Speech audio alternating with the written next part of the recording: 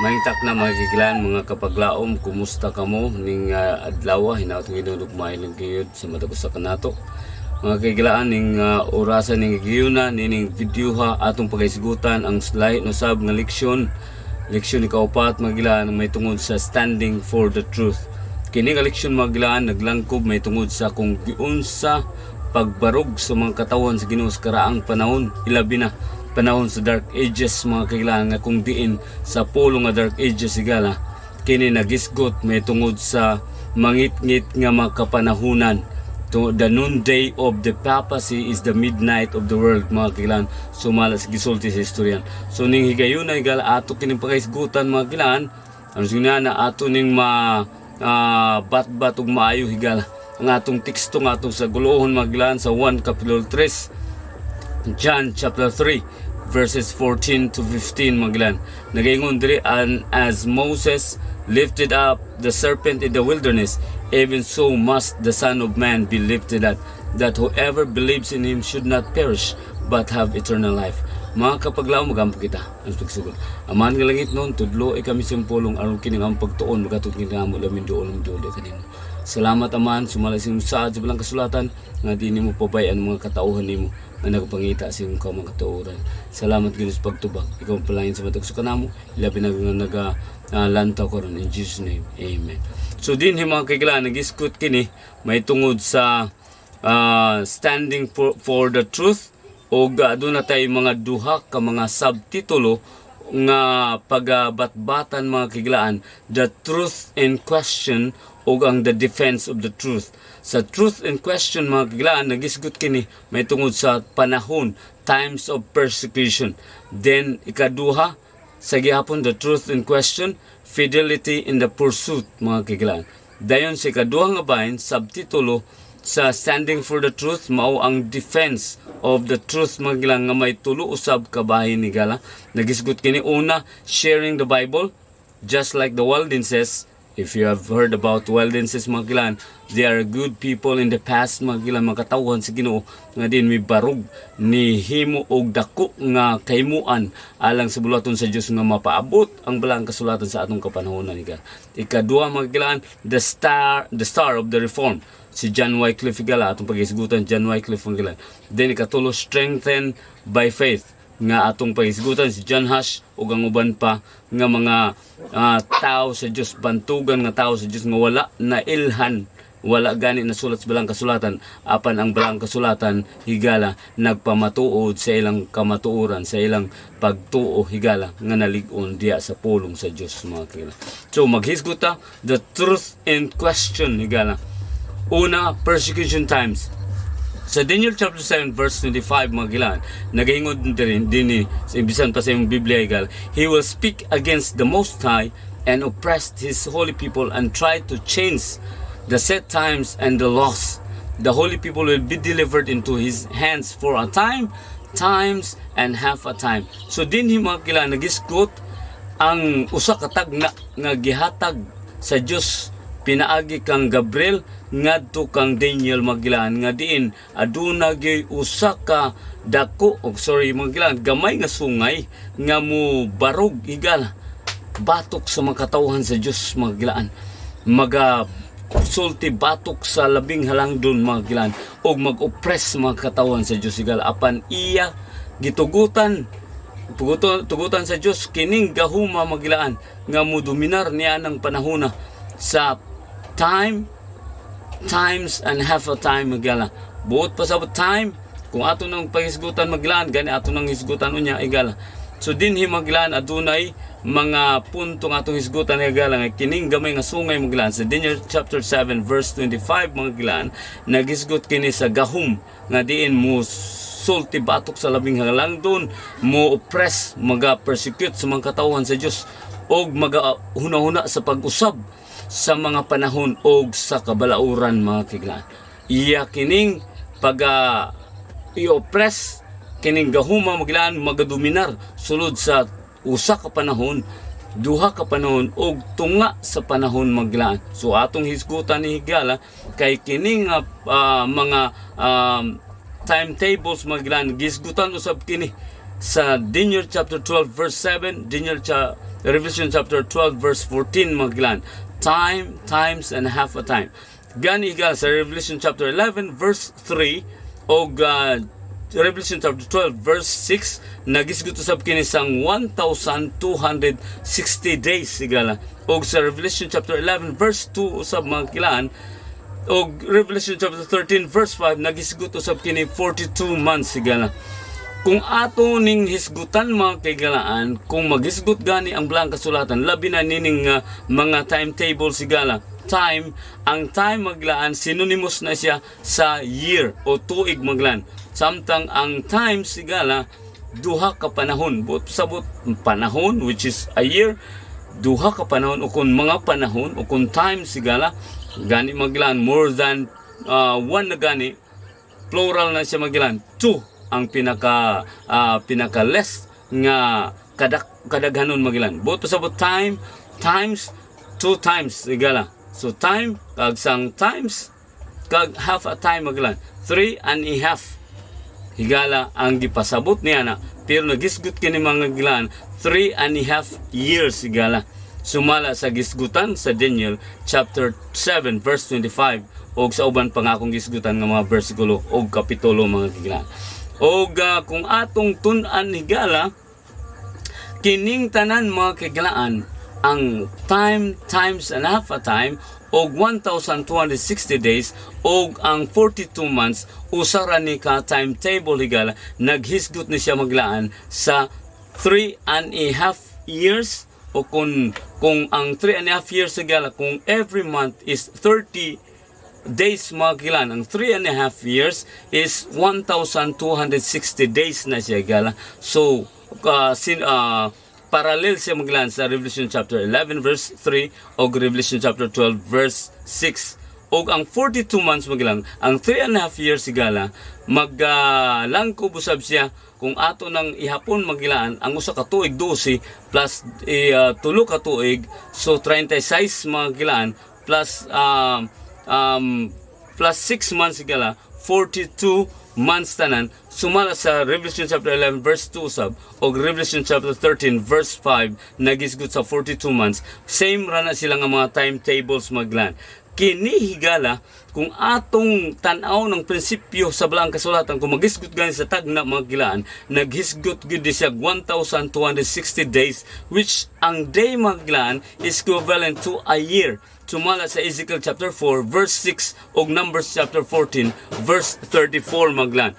Kini nga period higala, kini nga day or year day principle maglan, maghisgot ni siya maglan ang one day sa tagna higala. Kung maghisgot gani ang Biblia og tagna maglan, og maghisgot gani og mga adlaw maglan, ato nang makonektar higala nga kini higala atong bantayan kung ang iya bang hisgutan maglaan, kung naghisgot siya day nya mo konektar siya maglaan nga year na siya higala. Sumala sa Ezekiel chapter 4 verse 6 o Numbers 14 verse 34 nga makonektar nina ang gisgutan nga mga timetables higala. 3 and a half years, 1 time, times and half a time, o 1,260 days o 42 months.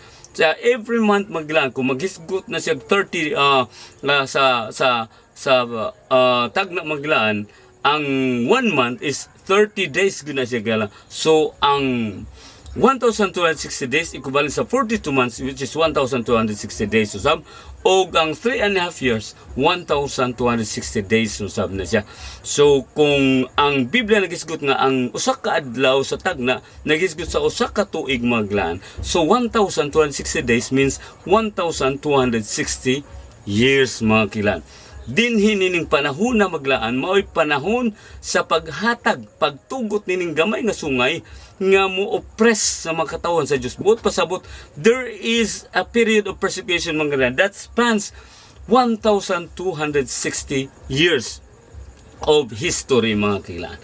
So sa persecution times, ikaduha nga bahin mga kilaan, may tungod sa persecution times mga kilaan, dinhi nining panahon na kung basaw na to ang world history maglaan, grabe ang persecution nga naitabo nining panahon na mga gilaan sa sulod sa 1,260 years. Kanus amang kini nagsugod mga gilaan sa dihang ang divided Roman Empire nga na-divide into 10 kingdoms, mga kaigalaan, diha sa mga 10 kingdoms sigala adunay mires nga gamay nga sungay maglaan sumalas Daniel chapter 7 higala nga ni tangtang sa tulo ka mga horn usab higala nga kini naghisgot maglaan kung atong tan-awon ang divided Roman Empire maglaan atong mahinumduman ang Burgundians, Visigoths, Heruli, Vandals, Ostrogoths, Suebi, Burgundians, Anglo-Saxons, Lombards og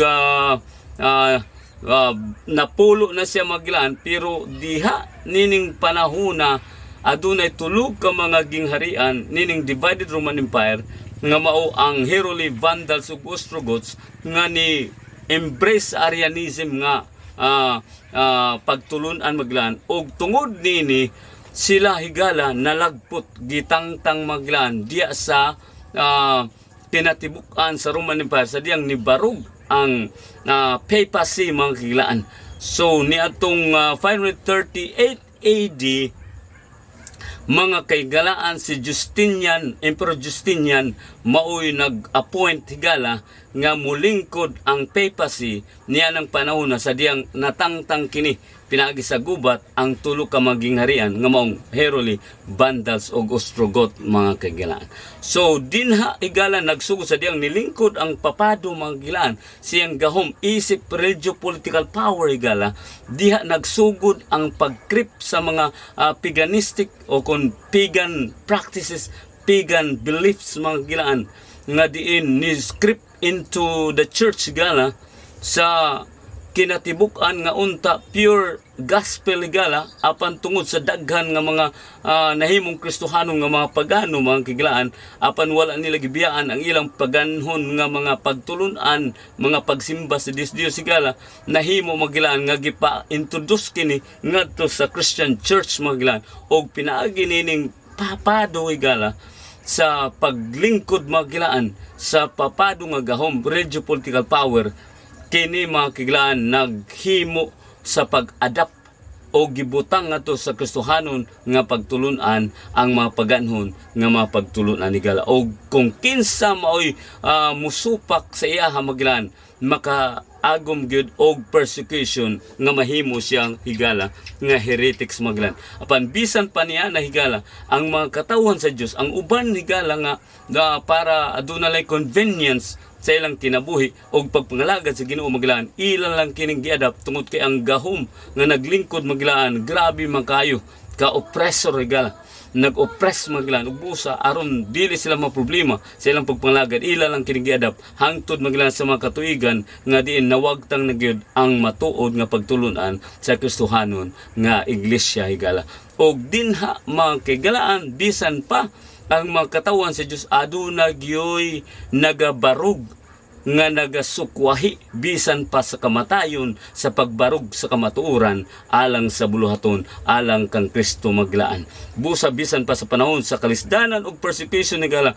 mga matindaano nga mga tumutuo nagabarog firm in defense of the truth taking refuge in the love and care of God mga kilaan. Unfortunately 50 million higala ka mga Kristohanon nga matinud-anon maglaan ang nangmatay diya sa kamot sa papado higala.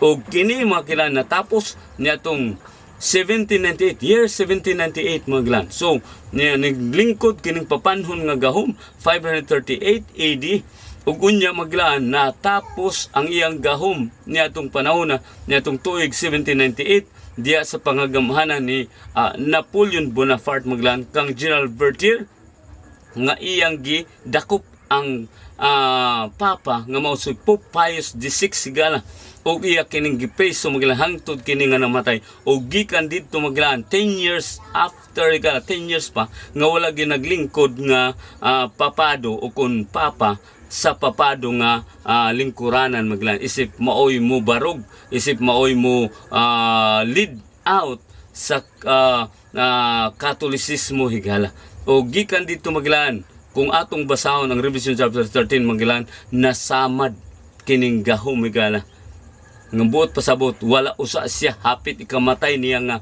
nasamad na wag tang iyang power maglan apan kung atong tanawon ang history ug ang mga panghitabo higala nasamad ra na ayo ra sumala usab sa Revelation chapter 13 mga gilaan ang pag raise into power back nining gahuma maglan apan gikan ni itong 538 AD hangtod niya itong 1798 AD gala hidin haom gyud sumala sa tagna sumala sa gipakita sa atong Ginoo ngadto kang Angel Gabriel ngadto kang Daniel maglaan og sa kang John the Revelator sab may tungod sa mga timetables nga 1260 days or years to 3.5 years higala og 42 months maglaan kini naghisgot higala sa takdo gyud sa paglingkod nining gahuma og sa pagtapos sa iyang gahum higala pag-persecute sa mga katawhan sa Dios mga kigalaan og faithfulness in the persecution higala.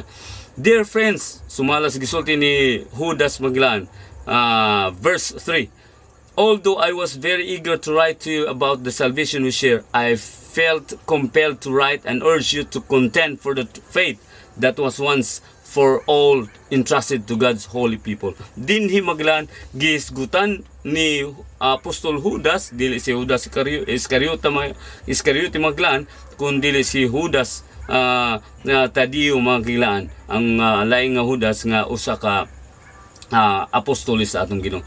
Dinhi higala sa pag-oppress mga kiglaan nining Romanhon nga iglesia higala o kung Roman Church mga gilaan nga diin ang tanan higala kinahanglan nga musunod kaniya kung dili maglaan makaagom sing mga kaning mga persecution higala o kung bisan pa mga kigilaan makakitil sa iyang kinabuhi apan higala aduna gyoy mga butang mga katawhan sa Dios nga ni kigbatok nining authority maglaan nga diin ilang gibatukan ang pagtulunan nining gahuma higala nga nagdominar nining dark ages maglaan pinaagi lamang sa pinaka precious thing higala most precious thing nga ilang gibarugan maglaan nga mao ang pulong sa Dios mga gilaan bisan patuod pipila hapit 50 o kung 50 around 50 million ka mga martyrs ang nga matay higala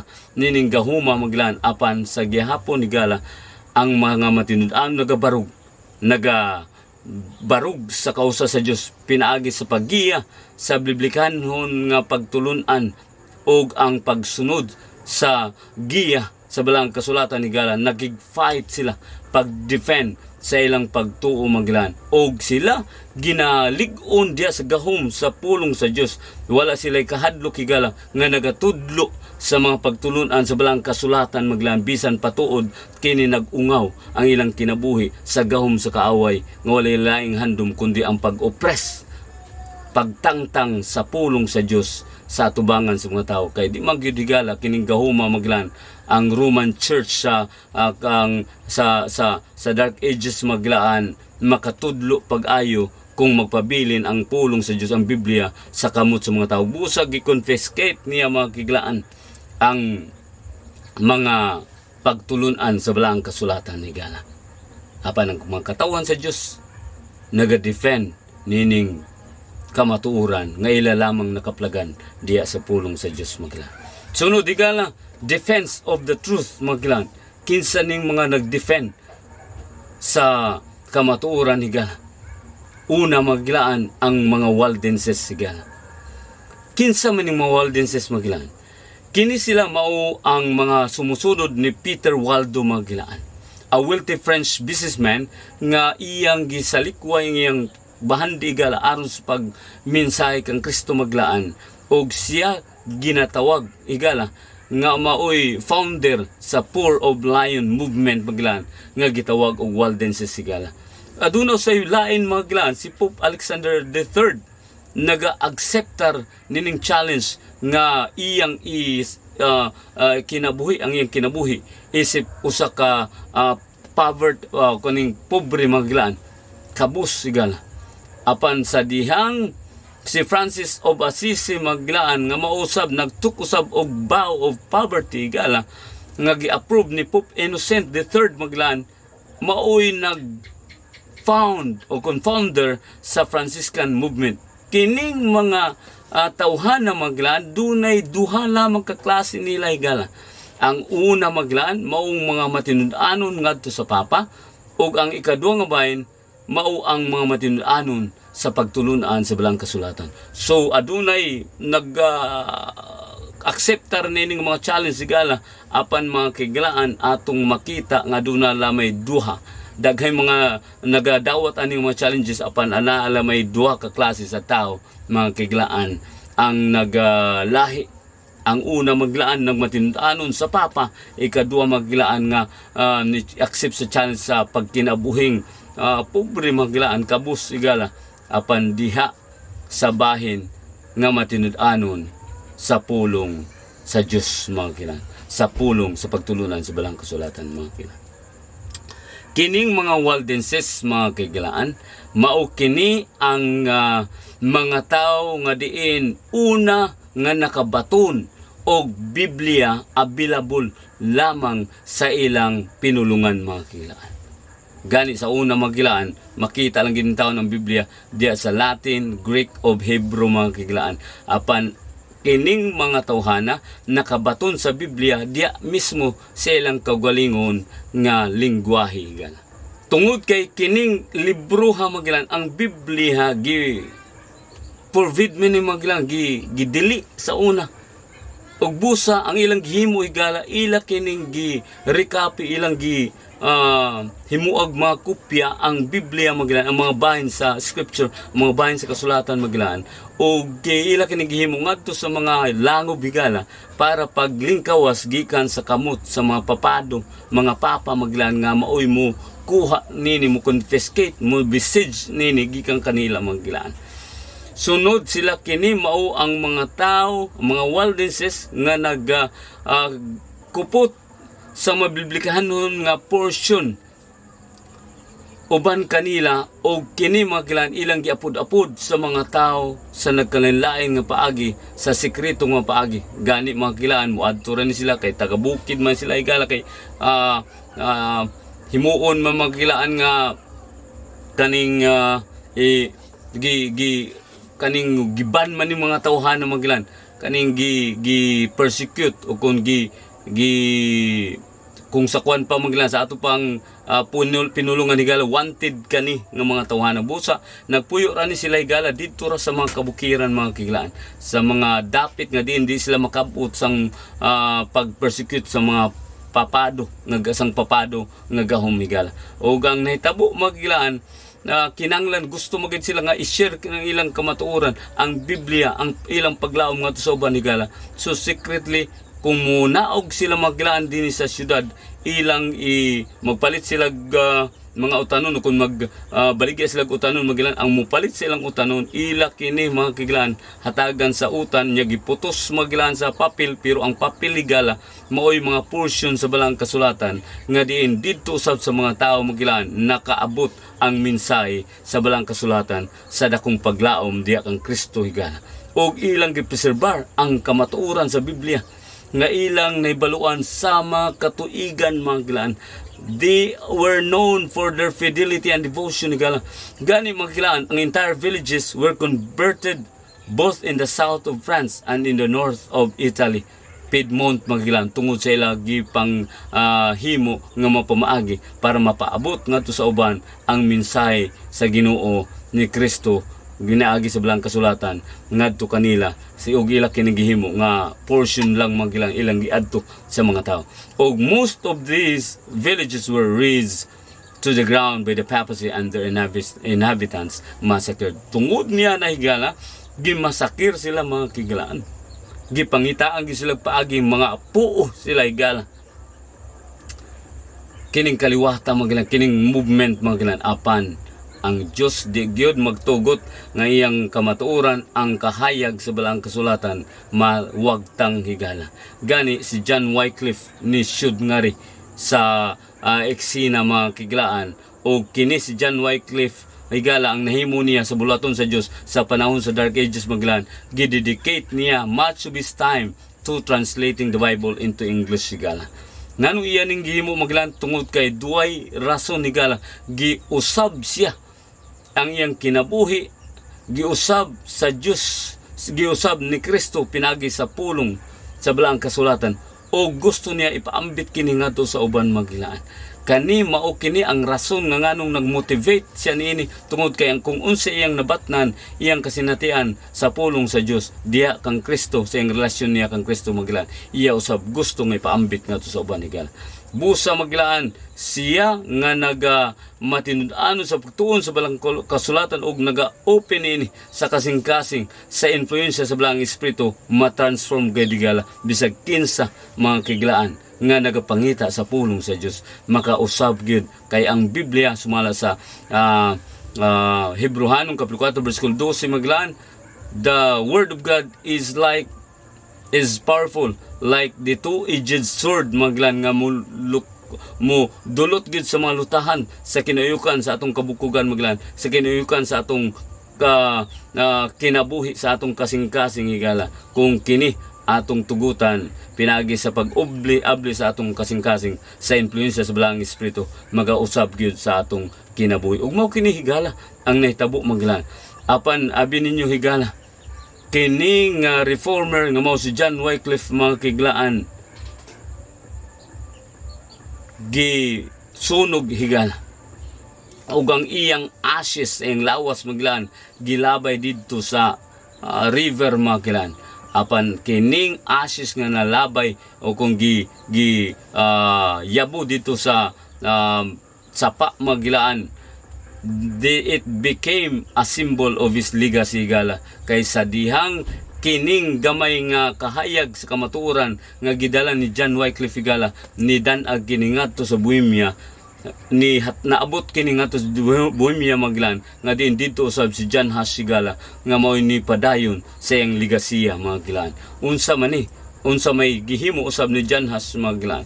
Kung atong tan-awon higala si John Huss mga gilan nasunog usab diya sa stake higala, gigapos si John Huss sa poste maglaan ug unya gibutangan sang mga gatong nga laya ug gisunog higala ang laya ug unya magilaan gihimo pa sa berdugo sa pagsulti si John Huss kung atagan kanako katapusan nga higayon i-retract ilimod kung unsay imong gitudlo sa mga tao aron mabuhi ka, aron maluwas ka gikan sa akong makamot. Apan niingon si John Huss maglan, isunog na lang na sa akong naong ang imong istupa aron masunog ko, apan dili ko gayud ilimod kung unsay nahimo ni Kristo sa akong kinabuhi. Unsa ang paglaom nga akong nabatnan diya kang Kristo, kaluwasan nga walay bayad. Mga kaigilaan abi ninyo higala, mao kana diha nga ang Dios nagapangita gyud og nagkadiin nga mapamaagi aron mapaabot dinhi kanato nga sa kanhi ilang tipigan gyud sa ilang kasing-kasing higala ang pulong sa Dios maglan gikan kang John Huss ngadto kang Jerome ngadto kang Tyndale ngadto kang Hugh Latimer mga kiglaan. Kining tanang mga tawhana, mga great reformers maglan nga nalig-on pinagi sa pagtuo higala sa balang kasulatan tungod kay nabatnan nila ang mga saad ni Kristo higala. Nagapalig-on si Kristo nga andam sila sa pag-overcome sa mga trials maglan. Og nabatnan nila ang ilang nakaplagan, ang matuod nga kalipay sa pagpaambit sa kalisdanan ni Kristo maglan. Ang ilang pagkamatindanon maoy powerful testimony ngadto sa kalibutan maglan. Og abin niyo higala tungod nini mga tawhana bisan pa sa ilang kamatayon tungod sa pagbarog sa kamatuoran sa pulong sa Dios maglan nga diin kanhi bawal ang Biblia higala apan karon mga kiglaan aron karon kita makabaton niini higala apan karon mga kiglaan unsang itabuha nga murag easy naman lang kay murag dili naman kanato importante ang pagtuon sa pulong sa Dios. Apan bisan pa niya na maglan, may mga katawhan gyapon ng Dios nga nagapangita kaniya pinagi sa pagtuon siyang pulong ug ang Dios magapadayagid sa iyang kinabuhi, sa iyang kaugalingon, sa iyang pulong, sa iyang kamatuoran nga may kalambigitan sa kaluwasan sa tao, iya gid kini padayag aron ang tao maduol aminduol ngadto kaniya, may relasyon dia kaniya og makaangkon sa mga saad nga gisaad diya sa balang kasulatan maglaan. Mga kagilaan kanindot kay higala. Abi ninyo mga gilaan, kita sayon na kay kita karon. Aduna na kita Biblia kompleto pa higala. Apan mga kila makasubong palandungon nga kompleto na kita Biblia, anaan na tag Biblia magilaan. Free na kini ato kini dalon bisag asa higala. Wala na magdili nato magilaan.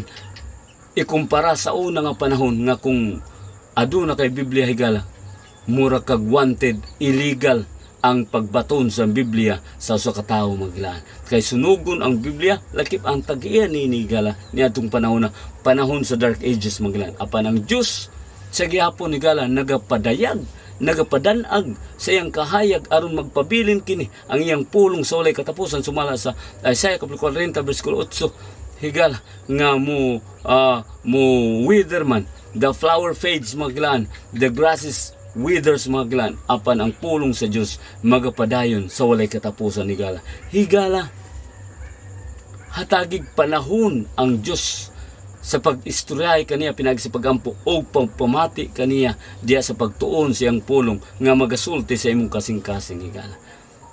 Ang ngayon imong hibaluan mga kilaan, si Kristo na igugma kanimo. Diha sa mga daghan nga mga tao sa Dios nga nagabarog sa kamatuoran nga gipadayag sa balang kasulatan, ilang gibuhos ang ilang kinabuhi higala tungod kay ilang nakaplagan ang paglaom diya kang Kristo, paglaom nga gipadayag sa balang kasulatan magilaan, sila nakabaton sa paglaom og igbalik ni Jesus pagabanhawon sila higala. Kita kaha karon magilaan nga wala gid din taong kitay problema sa pagtuon sa pulong sa Dios, wala tay kahadlukan sa baton sa pulong sa Dios maglaan, apan murarag wala alang kanato og bili ang pulong sa Dios nga sa daghan nga mga katuigan, daghan nga mga tao ang namatay tungod niini aron ikaw ug ako makabaton nining panahona. Kung unsay lang nabatnan, imo ug ako usab mabatnan higala. Mga kaigalaan, tun-i ang pulong sa Dios higala. Kung naghandom ikaw nga mailhan ng Ginoo, kung unsay mga saad sa ginuplano sa Ginoo sa imong kinabuhi mga kaigalaan, hatagi siya higayon sa pagpamati kaniya diya sa pagtuon siyang pulong.